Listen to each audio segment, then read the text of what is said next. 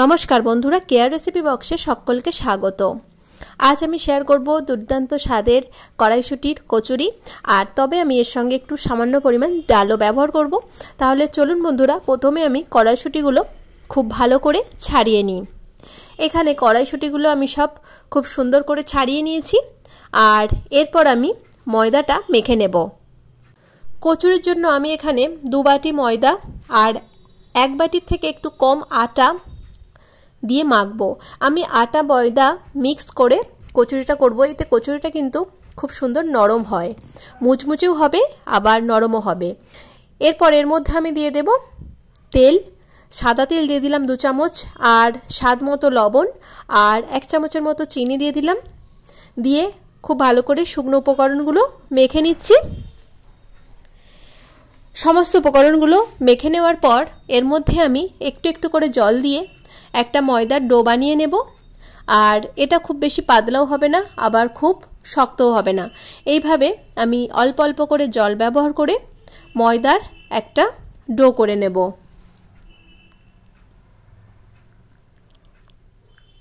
এই রকমভাবে আমি একটা ডো করে নিয়েছি। এটা চাপা দিয়ে 15 মিনিটের মতো আমি রেখে দেব। এরপর আমি যে কড়াইগুলো ছাড়িয়ে রেখেছিলাম সেগুলো একটা মিক্সির জারের মধ্যে দিয়ে দিচ্ছি। দিয়ে এটা পেস্ট করে নিচ্ছি। খুব ভালো মতো পেস্ট করে নিয়েছি। আর এর সঙ্গে আমি একটু হিং দিয়ে দিয়েছিলাম। আর এই কড়াইশুঁটির সঙ্গে সামান্য 1 চামচের মতো হিং দিয়ে আমি এটা পেস্ট করেছি। এরপর এর মধ্যে আমি একটু হাফ টিস্পুনের মতো ভাজা জিরে গুঁড়ো দিয়ে দিলাম। আর লঙ্কা গুঁড়ো দিলাম 1 টিস্পুন। আর দেব বিট লবণ। এখানে এমনি লবণ দেব না, আমি বিট লবণই ব্যবহার করছি। দিয়ে সমস্ত উপকরণগুলোই কড়াইশুঁটির সঙ্গে মেখে নেব। আমি শুধুমাত্র কড়াইশুঁটি দিয়ে করলে এটাই আমার হয়ে যেত। এখানে আমি একটু ডাল দেব। আর আমি তাই মিক্সি জারের মধ্যে ছোলার ডাল আর জোয়ান 1 চামচের মতো জোয়ান আর ছোলার ডাল 2-3 চামচ দিয়ে দিচ্ছি। এর মধ্যে জোয়ান আর ডালটা আমি একসঙ্গে মিক্স করে নিয়েছিলাম, সেটা এই কড়াইয়ের মধ্যে আমি দিয়ে ভালো করে একটু মেখে নিচ্ছি। এখানে ডালটা নাও ব্যবহার করতে পারেন, শুধু কড়াইশুঁটি দিয়েই করতে পারেন।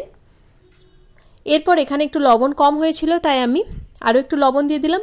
অবশ্যই কচুরিতে কিন্তু জোয়ানটা দিতে হবে। এই রকমভাবে আমি মেখে নিয়েছি। আর একটু পাতলা পাতলা আছে। এরপর এটা কড়াইয়ের মধ্যে নেড়ে নিলেই ঠিক হয়ে যাবে।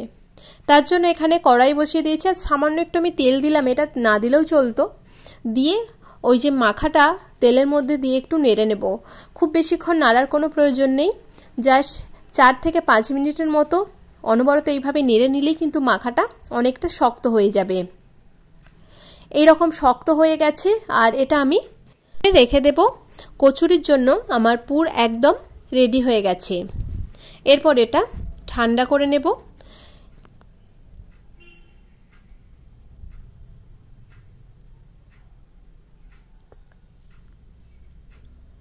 এদিকে ময়দাটা আরও একটু ডলে নিচ্ছি।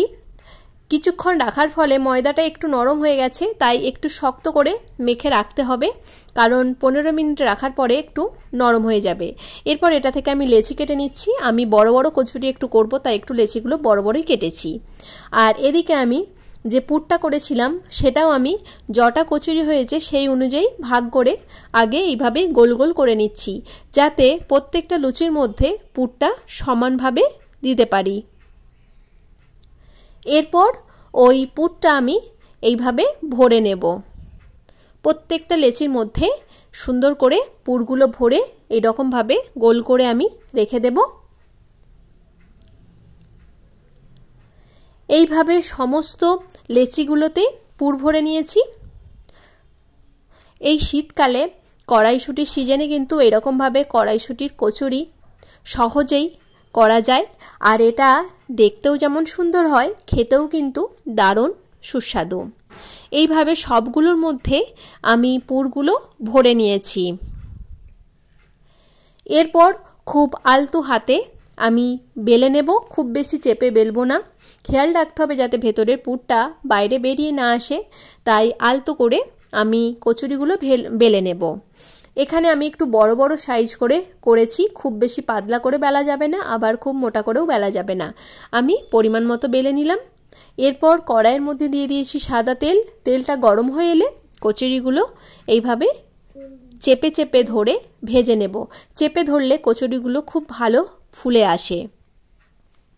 এই রকমভাবেই দুটো পিঠ উল্টে পাল্টে লালচে করে ভেজে নিচ্ছি। আরও একটা আমি কচুরি ওই একই প্রসেসে ভেজে নিচ্ছি। দেখতেই পাচ্ছেন বন্ধুরা কত সুন্দর কিন্তু ফুলে উঠছে। এইভাবেই সমস্ত কচুরিগুলো বেলে ভেজে নেব। দেখতেই পেলেন বন্ধুরা কত সহজে তৈরি হয়ে গেল দুর্দান্ত স্বাদের কড়াইশুঁটির কচুরি। আশা করছি সকল বন্ধুর কাছে ভিডিওটি খুব ভালো লেগেছে। আমি কচুরিটা একটু ঘুগনির সাহায্যে সার্ভ করে দিলাম। সকলে খুব ভালো থাকবেন, সুস্থ থাকবেন।